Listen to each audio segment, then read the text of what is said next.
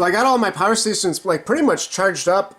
You know, not all the way, not to 100%. I don't want to do that. You know, I don't want to charge these all the way up. But, you know, pretty close. You know, good enough, right? This is still going to give me tons of runtime because today, you know, unlike yesterday, and the Bluetti's almost charged all the way up as well. You know, yesterday we had this like bad windstorm here. So, but today it's actually worse. We got like an ice storm here. So, so now I'm like really concerned about the power going out for like, you know, kind of more of a long-term thing, right? Because, you know, if ice starts to accumulate on the trees, you know, branches are going to come down and then power lines are going to come down, right? And the thing is, it could be, you know, very widespread. This is a big storm, big winter storm, right? So, so there could just be like a huge number of outages, which means, you know, the crews just, they're not going to be able to, you know, get the power back up and running, especially, you know, when you consider that the roads will be covered in ice and everything will be covered in ice, right? So, so yeah, it could be like an extended period of time. So I just wanted to, like, you know, be proactive and charge these things up, right? So I got, you know, the Jackery 1500 here, you know, that's, you know, 1500 watt hours, or, you know, 1.5 kilowatt hours.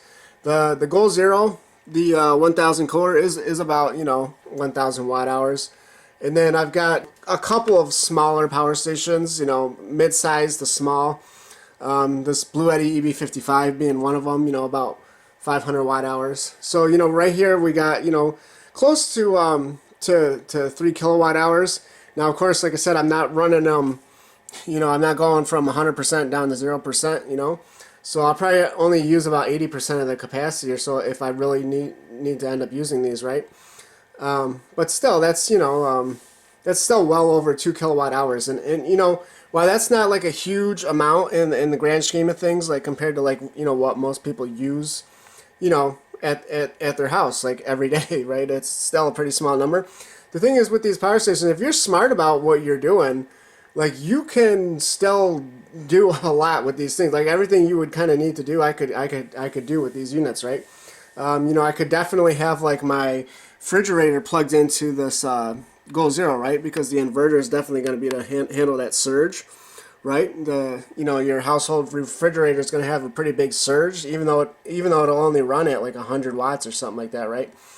But the key thing with getting a lot of runtime with like the fridge is, you know, just don't open it a lot. I mean, that's the number one thing. You know, household refrigerators are very well insulated, but you know, obviously the door being on the side mount door, it just lets all the cold air out when you open it, right? So just try to get it like on a schedule, right? If you can get on a schedule where you're only opening it like once every 4 hours, and this is especially important if you got like multiple people in your household, right? Get everybody on the schedule where you all go into the fridge at the same time, right? That can like dramatically increase the runtime you can get with a power station running in your fridge, right? And then, you know, for cooking and stuff, I got like my electric hot plate. You've seen that in some of my other videos. Electric hot plate is just great. It's just, you know, 800-900 watts, something like that. And you can cook up a meal just like a normal stovetop, right? So, and then I got like, you know, I've also got like a small toaster oven. You know, my microwave, of course. You know, my Jackery 1500 will definitely power the microwave. That thing uses about 1,400 watts, right? So I could definitely, you know, definitely cook, right? And then it's going to get cold, obviously. With the power out, it's going to get cold. So I got my heated blanket. You know, that's, as I've mentioned before too, that's just like by far the most efficient way to stay warm. Heated blanket, right? That kind of direct contact on your body. And then of course you got, you know, all of these power stations are going to be able to run like your entertainment stuff, right? TVs, computers, iPads, charge up your phone, right? So you're you know, you can be actually quite good, living quite good with these power stations, even with the power out, and that's just one of the reasons I love these things, right?